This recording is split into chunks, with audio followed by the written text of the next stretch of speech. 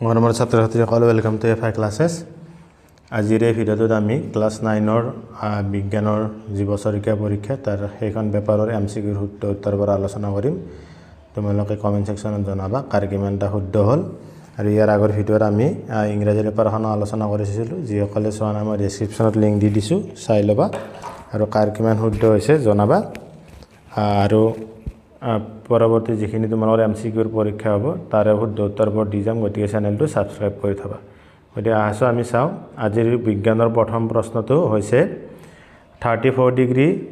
kelvin স্কেলত 34 degree Celsius হৈছে ইয়াৰ শুদ্ধ উত্তৰটো তোমালোকৰ কি অপচন এ 307 কেলভিন আমাৰ 273 লগত 34 প্লাস কৰি দিলে যিমান হয় হেইটো ইয়াৰ পিছত তোমালোকৰ 2 নম্বৰ প্ৰশ্নটো ৰাহুলে এটা আবদ্ধ সিলিন্ডাৰত কাৰ্বন ডাই অক্সাইড চাপ দি পোৱা পদাৰ্থবিধক সাধাৰণতে কি নামেৰে জনা যায় ইয়াত অপচন বি টো শুদ্ধ শুকান বৰফ ইয়াৰ পিছত তোমালোকৰ 3 নম্বৰ প্ৰশ্নটোৰ হৈছে তলৰ কোনটো জলীয় পদাৰ্থৰ বৈশিষ্ট্য নহয় ইয়াৰ শুদ্ধ উত্তৰটো হ'ব তোমালোকৰ অপচন বি নিৰ্দিষ্ট আকৃতি ইয়াৰ পিছত তোমালোকৰ 4 নম্বৰ প্ৰশ্নটো কি আছে চোৱা তলত দিয়া কোনবোৰ সমহট্ট প্ৰকৃতিৰ 1 নম্বৰত আছে বৰফ 2 নম্বৰত আছে কাঠ 3 নম্বৰত আছে মাটি 4 নম্বৰত আছে বায়ু এতিয়া আমাৰ ইয়াত তোমাৰ বৰফ আৰু বায়ুটো হৈছে তোমাৰ কি সমহট্ট গতিকে অপচন কোনটো শুদ্ধ হ'ব অপচন সি টো তোমালোকৰ শুদ্ধ হ'ব ইয়াৰ পিছত 5 নম্বৰ প্ৰশ্নটো আছে তোমালোকৰ তলৰ কোনটোৱে তিনডেল প্ৰভাৱ দেখুৱায় এটো তোমালোকে নিশ্চয় সকলে জানা অপচন ডি গাখীৰ পানীৰ মিশ্ৰণ 6 নম্বৰ প্ৰশ্নটো গাখীৰত থকা সঠিক বিস্তাৰিত প্ৰাৱস্থা আৰু বিস্তাৰণৰ মাধ্যমটো চিনাক্ত কৰা ইয়াৰ শুদ্ধ উত্তৰটো তোমালোকৰ কি হ'ব যে গাখীৰত আমাৰ দুটা তৰল থাকে গতিকে অপচন বি তৰল 7 নম্বৰটো পানীত এইচঅ'ৰ ভৰৰ অনুপাত কি এইটো শুদ্ধ উত্তৰ তোমালোকৰ কি অপচন বি 1:8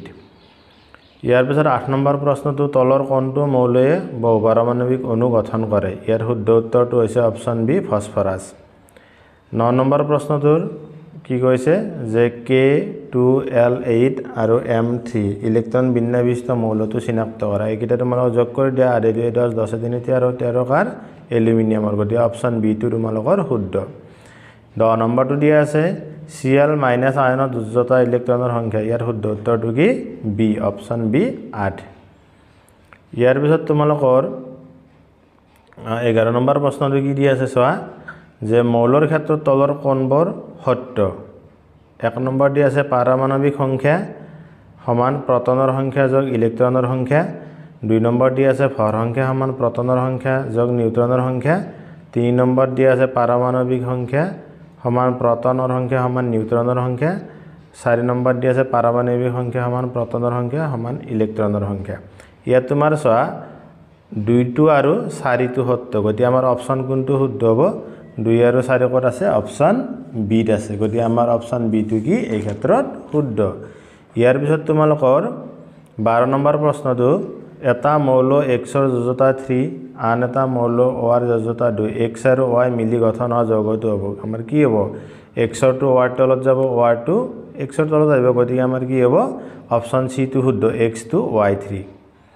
ইয়াৰ পিছত তোমালোকৰ 13 নম্বৰ কোৱেশ্চনটো ক্ৰমজমবোৰ গঠিত হয় option A DNA option B protein option C DNA আৰু প্ৰোটিন অপচন ডি আৰএনএ ইয়াৰ শুদ্ধ উত্তৰটো অপচন সি ডিএনএ আৰু প্ৰোটিন 14 নম্বৰ প্ৰশ্নটো তলৰ কোনটো কোষত কোষ কেন্দ্ৰ নাথাকে অপচন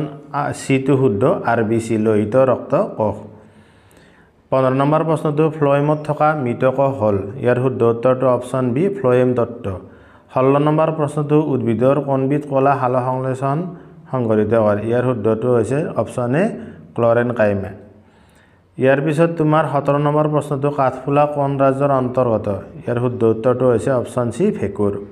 18 নম্বৰ প্ৰশ্নটো শ্ৰেণী বিভাজনৰ বৰ্গানুক্ৰম অনুসৰি কোনটো শুদ্ধ হ'ব অপচন এ ৰাজ্য বিভাগ শ্ৰেণী বৰ্গ তাৰ পিছত তোমালোকৰ 19 নম্বৰ প্ৰশ্নটোৰ শুদ্ধ উত্তৰ কি প্ৰশ্নটো কি দিয়া আছে তলৰ দিয়াবোৰৰ পৰা কোনটো অশুদ্ধ বাছি ওলা অশুদ্ধ হ'ব তোমাৰ অপচন সি বলয়ী প্ৰাণী প্লেন এৰিয়া এইটো নহয় বাকি এটা মিলি আছে 20 নম্বৰ প্ৰশ্নটো আৰ ব্যাসাৰ্ধযুক্ত বৃত্তাকাৰ পথ এটাৰে অনে আধা পথ অতিক্ৰম কৰিলে হৰণ কিমান হ'ব ইয়াৰ শুদ্ধ উত্তৰটো হ'ব তোমালোকৰ অপশ্যন ডি 2r 21 নম্বৰ প্ৰশ্ন সুষম গতি মানে ইয়াৰ শুদ্ধ উত্তৰটো অপশ্যন সি স্থিৰ দ্ৰুতি 22 নম্বৰ প্ৰশ্নটো দ্ৰুতিৰ সমীকৰণ হৈছে ইয়াৰ শুদ্ধ উত্তৰটো কি দ্ৰুতি সমান দূৰত্ব ডিভাইডেড বাই সময় গতিকে অপশ্যন বি টো শুদ্ধ তাৰ পিছত তোমালোকৰ 23 নম্বৰ প্ৰশ্নটো ৰকেটে তলৰ কোণটো সংৰক্ষণীয়তাৰ নীতিৰে কাম কৰে অপশ্যন সি টো শুদ্ধ ফৰবেক 24 নম্বৰ প্ৰশ্নটোৰ শুদ্ধ উত্তৰ কোণটো সূত্ৰ জড়তাৰ সূত্ৰ বুলি জনা যায় অপশ্যন এ টো শুদ্ধ নিউটনৰ প্ৰথম গতি সূত্ৰ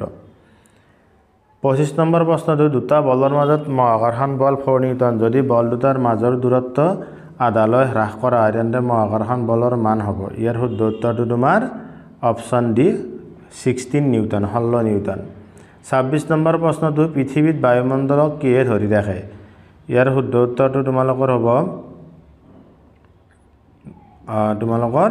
মহাকৰ্ষণ অপশ্যন এ সৰি মাধ্যাকৰ্ষণ অপশ্যন এ টো 27 নম্বৰ প্ৰশ্নটো হৈছে জিৰ গৃহীত মান ইয়াৰ শুদ্ধ উত্তৰটো হ'ব তোমাৰ option B 6.673 × 10⁻11 newton metre square KG per inverse square 28 number প্ৰশ্নটো কাৰ্যৰ একক জুল আৰু আন কি ৰাশিৰ একক জুল শক্তিৰ একক জুল গতি আমাৰ অপশ্যন সি টো শুদ্ধ 29 নম্বৰ যেতিয়া বস্তু এটা মুক্তভাৱে পৃথিৱীলৈ পৰে তেতিয়া তাৰ মুঠ শক্তি ইয়াৰ শুদ্ধ উত্তৰটো হ'ব অপশ্যন সি স্থিৰে থাকে 30 নম্বৰটো কাৰ্যৰ ক্ষেত্ৰত তলৰ কোণটো সত্য ইয়াৰ শুদ্ধ উত্তৰটো হ'ব সি ধনাত্মক ঋণাত্মক বা শূন্য হ'ব পাৰে তাৰপিছত 31 নম্বৰটো যদি এটা বস্তুৱে 5 ছেকেণ্ডত 15 জুল কাৰ্য কৰে তেন্তে ইয়াৰ ক্ষমতাৰ হাৰ ইয়াত কি হ'ব শুদ্ধ উত্তৰটো 3 ওয়াট অৰ্থাৎ বি নম্বৰ অপশ্যনটো শুদ্ধ 32 নম্বৰ প্ৰশ্নটো আছে পৰ্যায়কাল টি আৰু কম্পনাংক নিউৰ মাজৰ সম্বন্ধটো ইয়াৰ শুদ্ধ উত্তৰটো অপশ্যন সি নি = 1/t তাৰ 33 নম্বৰ প্ৰশ্নটো যেতিয়া কমল শব্দ এটা তীব্ৰ শব্দলৈ পৰিৱৰ্তন কৰোঁ তেতিয়া আমি তাৰ ড্যাশ বৃদ্ধি কৰোঁ আমাৰ কি হ'ব কমল শব্দ এটা তীব্ৰ কৰিলে আমি বিস্তাৰ বৃদ্ধি কৰোঁ অপশ্যন বি টো তোমাৰ শুদ্ধ হ'ব ইয়াৰ পিছত 34 নম্বৰ প্ৰশ্নটো সোনাৰত আমি ব্যৱহাৰ কৰোঁ এটো কি ব্যৱহাৰ কৰোঁ অতিশব্দিক তৰংগ গতিকে অপশ্যন এ টো শুদ্ধ 35ত ইয়াৰ এটা কি দিছে মিলোৱা দিছে গতিকে তোমালোকে ইয়াত শুদ্ধ উত্তৰটো কি হ'ব মই ডাইৰেক্ট কৈ দিছোঁ শুদ্ধ উত্তৰটো হ'ব তোমাৰ অপশ্যন বি টো